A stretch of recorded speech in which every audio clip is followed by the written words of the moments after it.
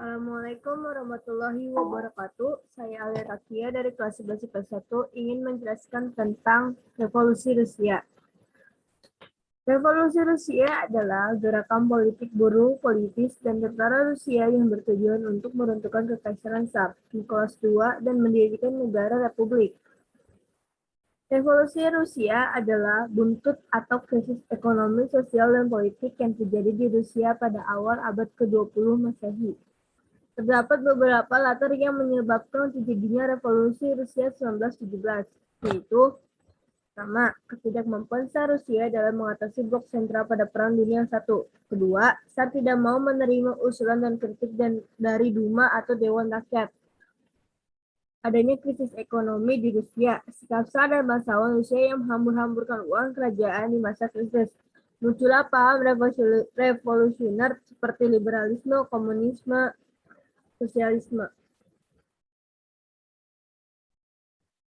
Nah, kronologi revolusi Rusia. Kronologi revolusi Rusia terbagi atas dua gelombang. Pertama, revolusi Rusia 1917.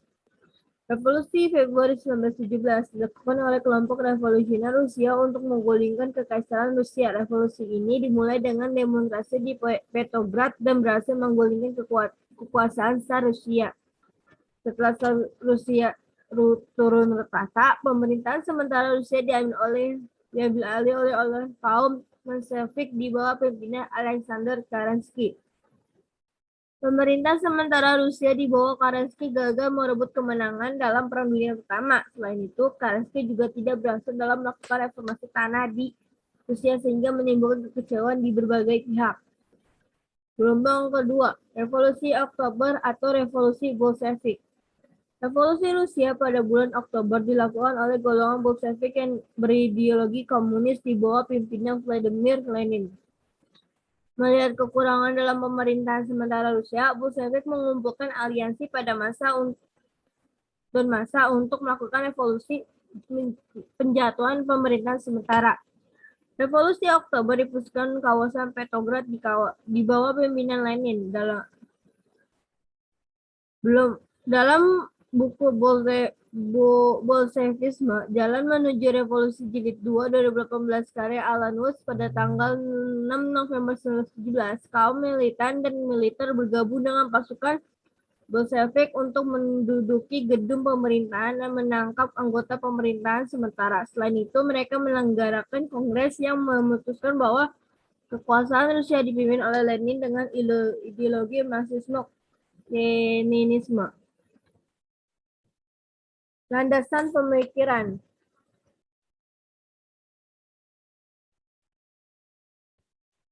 Landasan pemikiran revolusi Rusia. Liberalisme pertama. Liberalisme itu masyarakat Rusia terbagi atas dua golongan saja, yaitu tuan rumah yang sebagai bangsawan dan petani sebagai rakyat jelata. Panslavisme. Rakyat Rusia ingin membangun Rusia atas dasar kultur Slavia. Nihilisme adalah paham yang mengatakan bahwa masyarakat ini telah terlanjur rusak dan tidak mungkin lagi diperbaiki. Nazisme adalah paham yang mengatakan bahwa masyarakat yang bahagia itu adalah masyarakat tanpa pemerintahan. Pengaruh Rusia terhadap dunia dan Indonesia. Dampak revolusi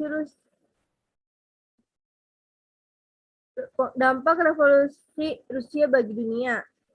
Rusia bagi dunia dalam buku The Russian Revolution karya Sheila Fitzpatrick. Revolusi Rusia berdampak pada meluasnya paham komunisme di dunia.